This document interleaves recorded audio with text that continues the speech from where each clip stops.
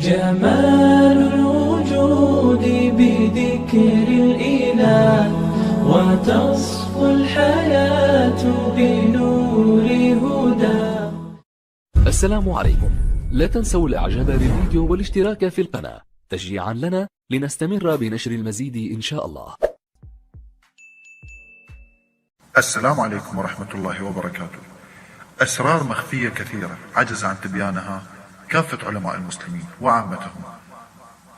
وبما أنني أدعي أن الإمام المهدي ناصر محمد اليماني هو المهدي المنتظر، إذن فوجب أن الله يؤتيه علم الكتاب ويبين لكم ما لم تكونوا تعلمون، ويزيده الله بسطة في العلم.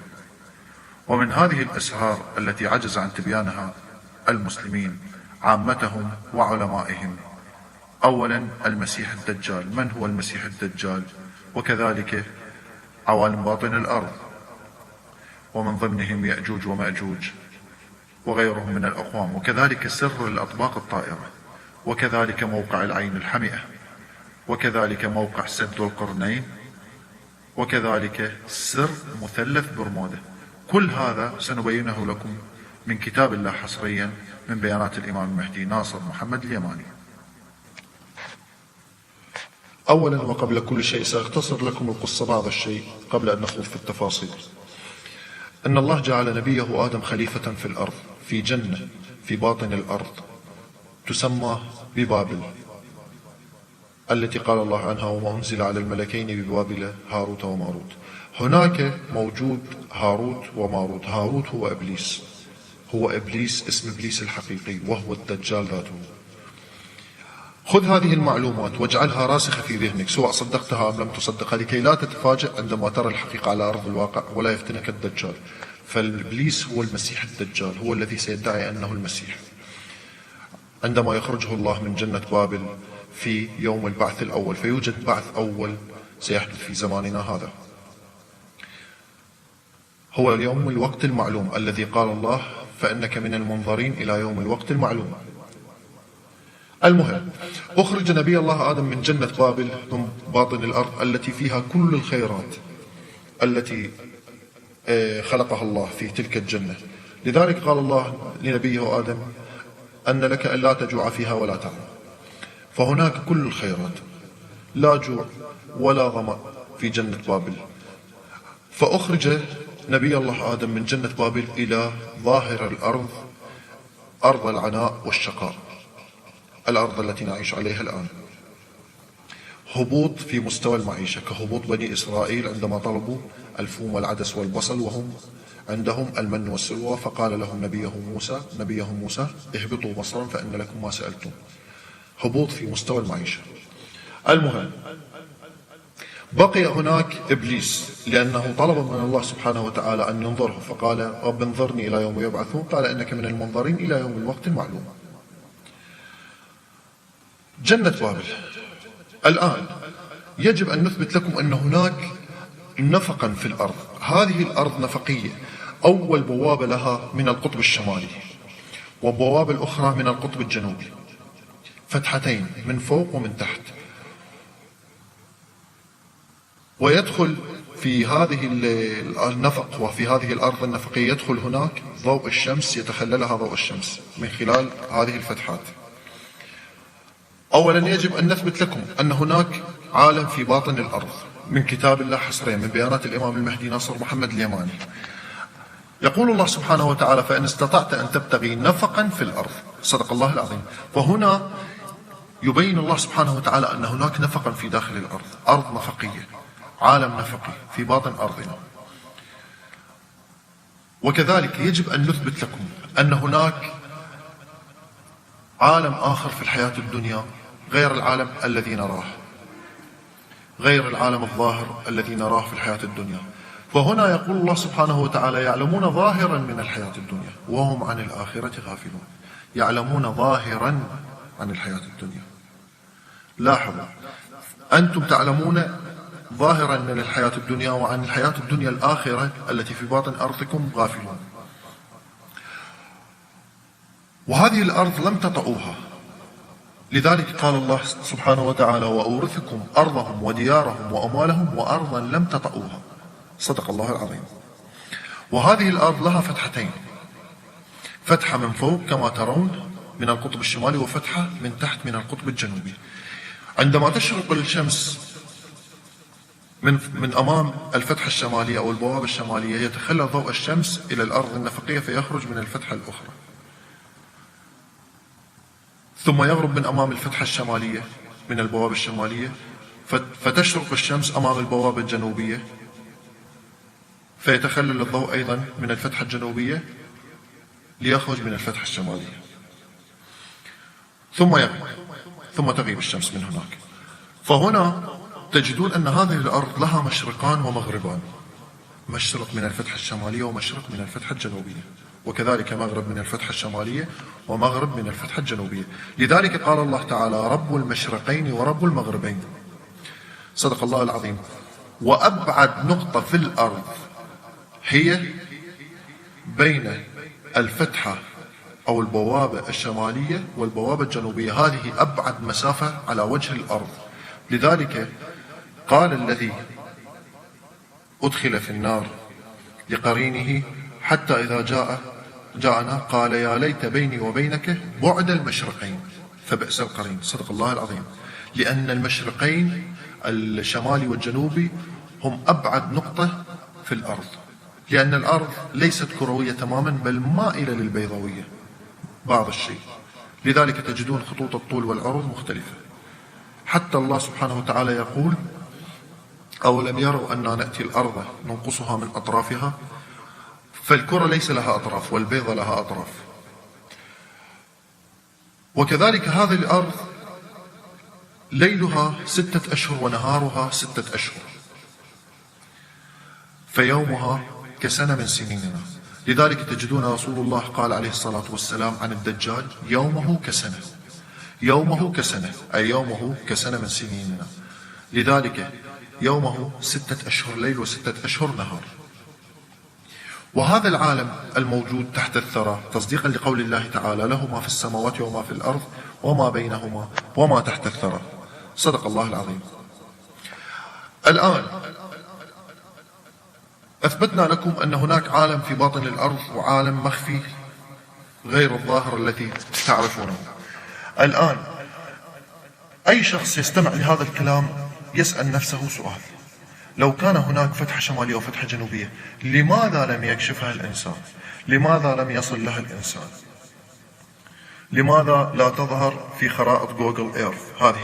عندما تدخلون لخرائط جوجل إيرث وتقربون الزوم أو تعملون زوم وتقريب، ستجدون شيء غريب في القارة القطبية الجنوبية على خرائط جوجل إيرث، وهي الفتحة أو البوابة الجنوبية لجوف الأرض. ستجدون أن عليها شيء كالملصق. لاحظ، هذا الشيء الغريب موجود في خرائط جوجل إيرث، وهو ليس بغريب علينا، فنحن نفهم أنصار الإمام المهدي ناصر محمد اليماني لماذا هذا الشيء موجود في خرائط جوجل إيرث، وهو للتعتيم على الفتحة الجنوبية لبوابة الأرض أو بوابة جوف الأرض. كل شيء يظهر في خرائط جوجل إيرث واضح إلا هذه المنطقة. هذه القارة القطبية الجنوبية التي فيها بوابة جوف الأرض الجنوبية تسمى قارة أنتاركتيكا أو أنتاركتيكا. وربما يسأل شخص آخر: لو كانت خرائط جوجل إيرث تعتم على هذا الموضوع، لماذا لم يذهب الناس ليكتشفوا هذا الموضوع؟ والجواب بكل بساطة ستجدوه في اتفاقية عقدت بتاريخ 1959 تحرم على أي دولة أن تعمل نشاطات عسكرية في هذه المنطقة. ومن ضمن بنود هذه المعاهدة والاتفاقية تعتبر قارة، تقول المعاهدة أو الاتفاقية، تعتبر قارة أنتاركتيكا بحسب بنود هذه المعاهدة محمية علمية، يحق لكل الدول إجراء الأبحاث العلمية فيها، وتحظر المعاهدة أي استخدامات أو أنشطة عسكرية أو إنشاء أي قواعد عسكرية أو إجراء أي تجارب ذو طبيعة عسكرية أو محاولات لاستخراج المعادن والتنقيب في القارة. هل علمتم الخبر؟ حتى التنقيب واستخراج المعادن ممنوع في هذه المنطقة، فالمنطقة محظورة، والتي تسيطر على هذه المنطقة هي الولايات المتحدة الأمريكية، وأما بقية الدول فهي للمنظر فقط وليس لها أي يد في هذه المنطقة. فالولايات المتحدة تعلم بخبر جوف الأرض والأرض المجوفة والبوابة الجنوبية. الآن انتهينا من موضوع البوابة الجنوبية. الآن بقي عندنا البوابة الشمالية. هل سنجد لها تعتيم في جوجل إيرث أيضا؟ وهل سنجد أنها ممنوعة أو ممنوع الوصول إليها؟ بعد أن رأيتم إخفاء جوجل إيرث لبقعة معينة في القطب الجنوبي، ها نحن الآن في القطب الشمالي، وسترون نفس الشيء. لاحظوا إخواني، لاحظوا هذا البياض على خرائط جوجل إيرث.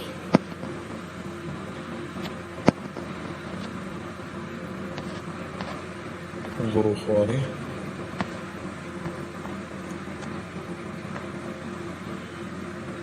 هنا تجدون البوابة الشمالية لعالم باطن الأرض، وأيضا تعتيم على هذه المنطقة مثل ما رأيتم في القطب الجنوبي. أيضا علمنا أن القطب الجنوبي ممنوع الوصول إليه، وتسيطر عليه الولايات المتحدة والدول العظمى التي تعلم بحقيقة جوف الأرض وعالم باطن الأرض. فماذا عن القطب الشمالي؟ هل نستطيع الوصول إليه؟ وهنا موضوع آخر حدث، أنهم جعلوا موضوع مثلث برمودا الذي يخوف البشر من الوصول إلى القطب الشمالي. ومثلث برمودا ليس وهم وليس خيال، هو فعلا حقيقة. مثلث برمودا وما يحدث في مثلث برمودا من حالات خطف واختفاء، ما ورائه هو جيش المسيح الدجال والدجال. فالدجال في الجهة الشمالية من باطن الأرض من جنة بابل، ومن الجهة الجنوبية أقوام آخرين. ولكي لا يصل أحد إلى القطب الشمالي ليكشف سر البوابة الشمالية بباطن الأرض في جنة بابل، جعلوا جنود مجندة تمنع الوصول إلى هذه المنطقة وتعمل أحداث تسمى بأحداث مثلث برمودا، وهي حالات خطف واختفاء. والكل يجهل هذا السر ولا يعلم ماذا يحدث لهم. ولكن ما وراء أحداث مثلث برمودا هم جنود المسيح الدجال، فهم كالحرس على البوابة الشمالية، يمنعون أي باخرة أو طائرة تصل هناك. وأي طائرة أو باخرة أو راجل يصل إلى تلك المنطقة سيختفي ولا يعلم بسره أحد. هذا هو سر مثلث برمودا الذي خفي على كثير من الناس، ولكن الدول العظمى مثل أمريكا وروسيا تعلم ما موضوع مثلث برمودا، فهم على اتصال مع عالم باطن الأرض. الآن ننتقل إلى موضوع العين الحمئة. فالعين الحمئة كثير من المسلمين وعلماء المسلمين حاولوا الوصول إلى سرها وموقعها ولم يصلوا لنتيجة. وهنا الإمام المهدي المنتظر ناصر محمد ليماني ببيان بتاريخ 16/5 لعام 2009 للميلاد يبين لكم موقع العين الحمئة. طبعا هذا الفيديو مصور من أقمار صناعية للفتحة الشمالية لبوابة جنة بابل. ونجد الإمام المهدي المنتظر ناصر محمد ليماني يقول: إني لم أفتي قط أن الجليد هو الذي يمنع يأجوج ومأجوج للخروج لديكم، بل أفتيت أن البوابة الشمالية ليس عليها جليد، بل هي عند العين الحمئة. فكيف عين حمئة وجليد؟ أفلا تتفكرون؟ أخواني في الله، لاحظوا العين الحمئة مصورة من الأقمار الصناعية في بوابة جنة بابل الشمالية. يقول الإمام المهدي أيضا: فأما الجليد فهو دونها على مقربة منكم، ولم أقل أن البوابة الشمالية مغطاة بجليد أخي الكريم، وإنما أقصد بذوبان الأقطاب، وهي الجبال الثلجية الفاصلة بينكم وبين البوابات شمالا وجنوبا، ولن يعجزهم الجليد ما دون البوابات بينكم وبينهم عن السفر إليكم، كلا، بل الدجال ملك الأرض المفروشة الذي يخطط ويمكر، فلا يريد أن يخرج إليكم الآن، بل يخرج إليكم لمراقبتكم صنف من الجن والإنس آخر غير يأجوج ومأجوج، ولديهم أسباب للسفر هي أسرع من أسبابكم. وهنا يتكلم الإمام عن الأطباق الطائرة، والفرق بين سرعتها وسرعة أسبابكم المتطورة كالفرق بين الذي يذهب يسافر على رجليه وأسرع طائرات البشر الحربية. أفلا ترى أن الفرق عظيم؟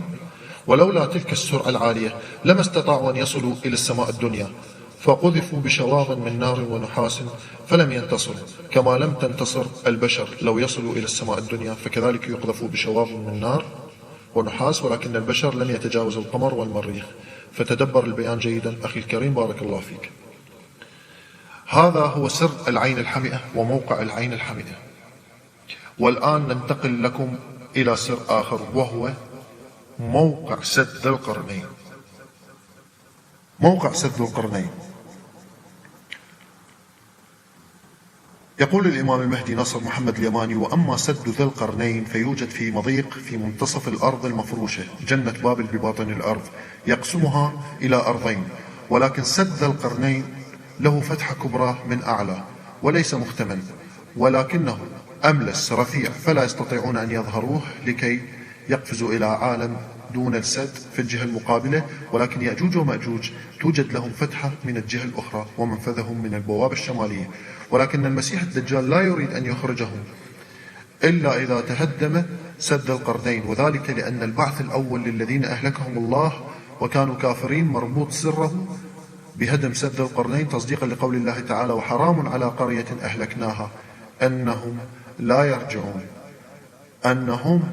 يرجعون حتى إذا فتحت يأجوج ومأجوج وهم من كل حدب ينسلون. حتى إذا فتحت يأجوج ومأجوج سيرجعون القرى الهالكة، وهذا سر البعث الأول. وقال الله تعالى في قصة ذي القرنين: قال هذا رحمة من ربي فإذا جاء وعد ربي جعله دكاء وكان وعد ربي حقا وتركنا بعضهم يومئذ يموج في بعض ونفخ في الصور فجمعناهم جمعا. صدق الله العظيم. وأقسم لكم بالله العلي العظيم ما أفتيتكم إلا بالحق، ويريد المسيح الدجال أن يخرج عليكم من الأرض المفروشة من باطن أرضكم في يوم البعث الأول، فيستغل البعث الأول للهالكين منكم ولم يكونوا مسلمين، ويريد أن يقول بأن ذلك يوم الخلود وأن لديه جنة ونارا، ويقول أنه المسيح عيسى بن مريم وأنه الله رب العالمين، ولكني أشهد أنه ليس المسيح، أشهد أنه ليس المسيح عيسى بن مريم وأنه كذاب، لذلك يسمى المسيح الكذاب، وما كان لابن مريم أن يقول ذلك، بل سوف يكلمكم كهلا وهو من الصالحين، تصديقا لقول الله تعالى: ويكلم الناس في المهدي وكهلا، أي يكلم الناس في المهدي ويكلم الناس كهلا ومن الصالحين. وهذا كان سر موقع ذي القرنين الذي حار فيه العلماء ولم يصلوا إليه ولم يعرفوا سره ولم يعرفوا مكانه، أنه في جوف الأرض، يقسم الأرض المجوفة يقسمها إلى نصفين كالصدفات، حتى الله سبحانه وتعالى يقول: حتى إذا سوى بين الصدفين، فنرى أن الأرض هنا كالصدفتين، صدفة من اليمين السد وصدفة من شمال السد. وكذلك يقول الله سبحانه وتعالى: حتى إذا ساوى بين السدين. لحظة لأخرج الآية.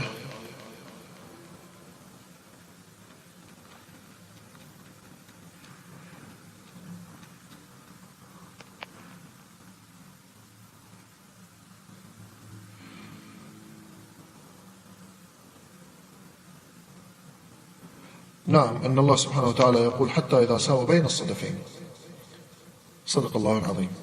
والكرة الأرضية هنا تكون كالصدفتان، صدفة عن يمين السد وصدفة عن شمال السد. انتهى موضوع سد القرنين وسر سد القرنين وموقع سد القرنين. عوالم باطن الأرض، جيش المسيح الدجال. أولا وقبل كل شيء نقتبس لكم هذا الاقتباس من بيانات الإمام المهدي ناصر محمد اليماني عن الأصوات التي بباطن الأرض. يقول الإمام المهدي: وأرجو من الباحثين عن الحقيقة أن يضعوا بحث أو في محرك البحث ويكتبون أصوات باطن الأرض، وسوف يجدون شريطا مسجلا لأصوات وضجيج ملايين باطن الأرض، وهذه حقيقة بلا شك ولا ريب. وأفتي في أمرهم بأنهم يأجوج ومأجوج، وأخالف الشيخ الزنداني في قوله بأنهم أصحاب النار، والآية جلية وواضحة تقول بأن النار ملأ أعلى بالنسبة لأهل الأرض، ولم يقل القرآن بأن النار التي وعد بها الكفار باطن الأرض، بل من أعلى الأرض ودون السماء. وقد مر عليهم محمد رسول الله صلى الله عليه وآله وسلم في المعراج، تصديقا لقول الله تعالى: وإنا على أن نريك ما نعدهم لقادرون، وتصديقا لقول الله تعالى: وما كان لي من علم بالملأ الأعلى إذ يختصمون. صدق الله العظيم. وهنا بيان للإمام المهدي المنتظر ناصر محمد اليماني من كتاب الله وبآيات الله عن عوالم باطن الأرض. يقول الإمام المهدي ناصر محمد اليماني: وسبق أن بينت لكم حقيقة يأجوج ومأجوج، وأن آباءهم من الإنس وأمهاتهم إناث الشياطين، وقد استكثر عالم الجن الشياطين من عالم الإنس بأضعاف مضاعفة، تصديقا لقول الله تعالى: يا معشر الجن قد استكثرتم من الإنس. وقال أولياءهم من الإنس: ربنا استمتع بعضنا ببعض. صدق الله العظيم. وقد استكثر عالم الجن الشياطين من عالم الإنس بأضعاف مضاعفة. وقال الله تعالى مخاطبا الجن: ولم يرد عليه إناث الجن، بل رد عليه شياطين البشر من الإنس، من الذين يعبدون من دونه إناث الشياطين، فيجامعوهم كما يجامع الرجل زوجته، ومن ثم تحمل، ولكنها تضعه بين يدي أبيها إبليس في الأرض المفروشة. فانظر إلى الخطاب من كلام الله موجه للجن الإناث، والرد بالإجابة والاعتراف من عالم الشياطين من الإنس. وقال الله تعالى: ويا محشورهم جميعا يا معشر الجن قد استكثرتم من الإنس.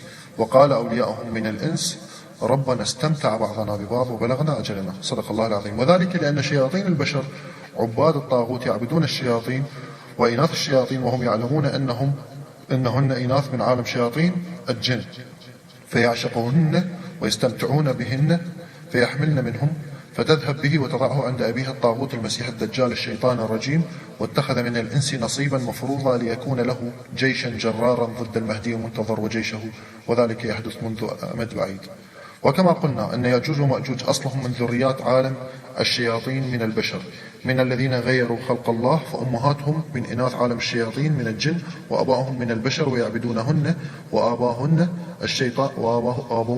الشيطان الرجيم، والشياطين من الجن من دون الله، تصديقا لقول الله تعالى: أن يدعون من دونه إلا إناثا وأن يدعون إلا شيطانا مريدا لعنه الله، وقال: لأتخذن من عبادك نصيبا مفروضا ولأضلنهم ولأمنينهم ولأمرنهم فليغيرن خلق الله، ومن يتخذ الشيطان وليا من دون الله فقد خسر خسرانا مبينا. صدق الله العظيم. وشياطين البشر يأمرهم الله بحشرهم مع أزواجهم من عالم الشياطين والشياطين إلى نار جهنم، تصديقا لقول الله تعالى: احشروا الذين ظلموا أزواجهم وما كانوا يعبدون من دون الله فاهدوهم إلى صراط الجحيم. صدق الله العظيم. ولا يقصد بهذا الأمر بحشر الكفار من عالم الإنس، ولكن فرعون كافر وامرأته صالحة، ونوح ولوط صالحين وزوجاتهم كافرات، بل يقصد الخبيثون من شياطين البشر وأزواجهم الخبيثات من إناث عالم الشياطين من الجن، وكذلك الشياطين من الجن الذين يعبدونهم من دون الله. لذلك قال الله تعالى: احشروا الذين ظلموا أزواجهم وما كانوا يعبدون، وتصديقا لقول الله تعالى: الخبيثون للخبيثات والخبيثات للخبيثين.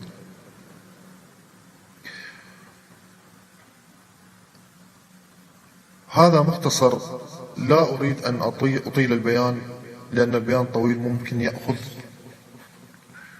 لكل بيان أو كل موضوع يأخذ ممكن نصف ساعة، وسيكون الفيديو طوله أكثر من ساعة ونصف أو ساعتين وسيمل المستمع، فلذلك اختصرت بعض الشيء، وسأضع لكم في التعليقات روابط هذه المواضيع عن سد القرنين وحقيقة المسيح الدجال، سأضعه في أول تعليق لمن يحب أن يزور موقع الإمام المهدي ناصر محمد اليماني ويقرأ التفاصيل أكثر. الآن بيان مختصر للإمام المهدي عن حقيقة هاروت الشيطان إبليس اللعين وماروت، قبيله ماروت. فهاروت كما علمتم من كتاب الله إنه من الملائكة، وإبليس أيضا من الملائكة ولكن من ملائكة الجن، فالله أعطاه قدرات ملائكية، فلذلك تجدون الخطاب بالسجود لنبي الله آدم سجود الطاعة موجه للملائكة. وعندما لم يسجد إبليس لعنه الله. فلماذا لعنه الله؟ فالخطاب موجه للملائكة فقط. لو كان إبليس ليس من الملائكة ومن ضمن الملائكة لما لعنه الله، ولا ما قال له لماذا لم تسجد إذ أمرتك، أو ما لك لا تسجد إذ أمرتك. فاستمعوا للبيان إخواني في الله.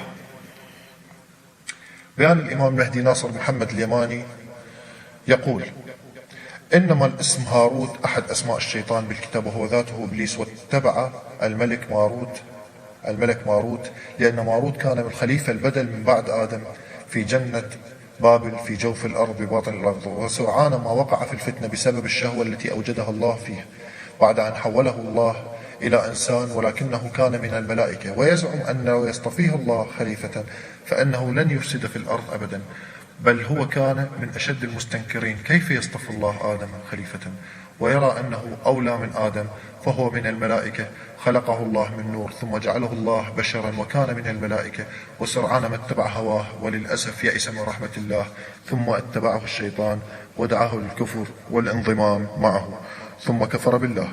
وقال الله تعالى: واتل عليهم نبأ الذي آتيناه آياتنا فانسلخ منها فأتبعه الشيطان فكان من الغاوين، ولو شئنا لرفعناه بها ولكنه أخلد إلى الأرض واتبع هواه، فمثله كمثل الكلب إن تحمل عليه يلهث أو تتركه يلهث، ذلك مثل القوم الذين كذبوا بآياتنا فاقصص القصص لعلهم يتفكرون.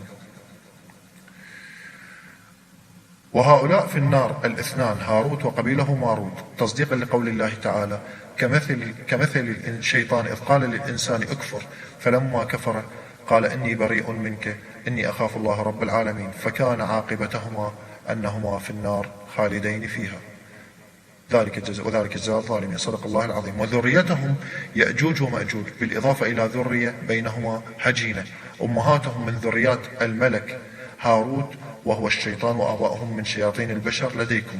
وهؤلاء الصنفان شياطين الإنس والجن يعملون على إضلال الناس الإنس والجن بالأرض ذات المشرقين أي جنة بابل، وكانوا يصدقونهم بظنهم أن لن يجرؤوا قول الكذب على الله، ولذلك كانوا يصدقونهم ولم يكشف لهم حقيقتهم إلا القرآن العظيم، وقبل أن يسمعوه كانوا يصدقونهم، لذلك قالوا: وإنا ظننا أن لن تقول الإنس والجن على الله كذبا.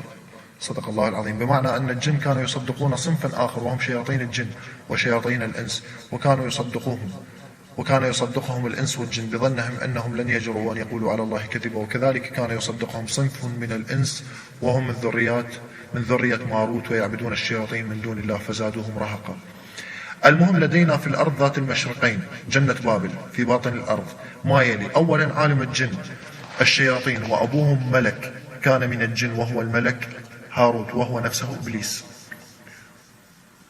وإبليس كلمة إبليس ليست اسم بل صفة لأنه أبلس من رحمة الله، واسمه الحقيقي هاروت.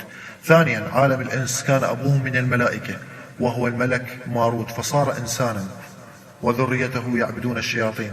ثالثا عالم آخر شياطين البشر ذريات أناس منكم، أمهاتهم إناث الشياطين ولكن آباءهم منكم من شياطين البشر، وقد استكثرت إناث الشياطين من ذريات الإنس. والملك ماروت هو الإنسان الذي قال له الشيطان اكفر فكفر، وليس المقصود به آدم بل خليفة من بعد آدم، وأنما جعله الله إنسانا ذات شهوة واتبع هواه بادئ الأمر، ثم أتبعه الشيطان ودعاه إلى الكفر وخدعه بأن الله لن يغفر له فيأس من رحمة الله. وذلك هو المقصود في قول الله تعالى: كمثل الشيطان إذ قال للإنسان اكفر فلما كفر قال إني بريء منك إني أخاف الله رب العالمين، فكان عاقبتهما أنهما في النار خالدين فيها. صدق الله العظيم. لذلك تجدون الآية بالمثنى: أولئك هم الملك هاروت وماروت وذريتهم يأجوج ومأجوج وخليط منكم، أمهاتهم من إناث الشياطين وآباؤهم من البشر من هذا العالم لديكم الذي ترونهم، كذلك يفسدون في الأرض ولا يرقبون في مؤمن إلا ولا ذمة. والملك ماروت من ذريته مأجوج بالأرض ذات المشرقين وهم بشر، وهم مقصودون بقول الله تعالى: وأنهم ظنوا كما ظننتم أن لن يبعث الله أحدا. صدق الله العظيم. وللأسف يعبدون الشياطين من دون الله تصديقا لقول الله تعالى عما قاله الجن عن أخبار عالم الأرض ذات المشرقين الذين استمعوا للقرآن، وأنه كان رجال من الإنس يعوذون برجال من الجن فزادوهم رهقا، وأنهم ظنوا كما ظننتم أن لن يبعث الله أحدا. صدق الله العظيم.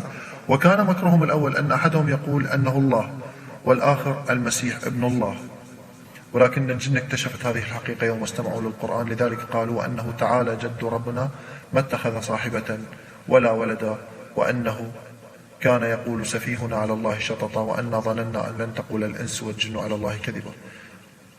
ويقصدون بسفيههم هو الشيطان الذي ادعى الربوبية واتخذ صاحبة وولدا، ولكن الجن لا يعلمون مطلقا بنبي الله المسيح عيسى ابن مريم عليه الصلاة والسلام، وأجري عليه تكتيم كامل من الشياطين وقبيله عن المسيح عيسى ابن مريم صلى الله عليه وآله وسلم، وذلك حتى لا يكشف أمر مكرهم في فتنة المسيح الكذاب، والذي سوف يقول أنه المسيح عيسى ابن مريم وهو كذاب، ولذلك يسمى المسيح الكذاب. لذلك تجدونهم لا يعلمون عن سر المسيح عيسى ابن مريم عليه الصلاة والسلام. قالت الجن عندما سمعوا القرآن قالوا يا قومنا أنا سمعنا كتابا أنزل من بعد موسى، لأن في أرض جنة بابل في باطن الأرض أرض المشرقين تعتيم على المسيح عيسى ابن مريم عليه الصلاة والسلام. واعلموا أن عوالم الأرض ذات المشرقين صنف منهم من الإنس كان أبوهم من الملائكة، وصنف هجين من الإنس أمهاتهم من ذريات الشياطين، وآباؤهم من شياطين البشر لديكم، وهم يعلمون ما يفعلون مع إناث الشياطين، ويعلموا بسر هذا الأمر السحرة.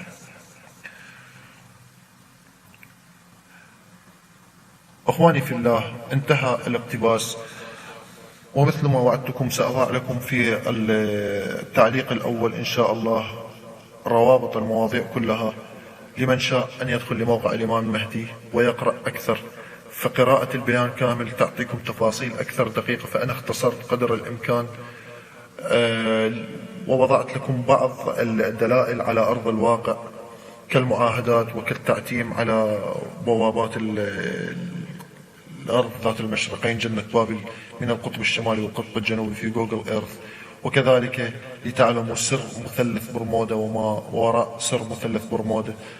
فهذه كلها اختصرتها قدر الإمكان، ولكن أنصح كل من يستمع للفيديو أن يدخل لموقع الإمام ويقرأ البيان كامل، فالبيان فيه تفاصيل وآيات أخرى تثبت هذا الكلام، والكلام المختصر لا يعطي براهين كبيرة جدا، ولكن إذا قرأتم البيان بآيات كثيرة من كتاب الله فصلها الإمام المهدي ناصر محمد اليماني، وآتاه الله علم الكتاب وكشف لكم سر المسيح الدجال وأسرار كثيرة مخفية عنكم، تقرؤون البيان فتبصرون الحق إن شاء الله، من بعد أن تدخلون للموقع باحثين عن الحق وليس باحثين عن أخطاء، فمن يدخل باحثا عن خطأ لن يهدي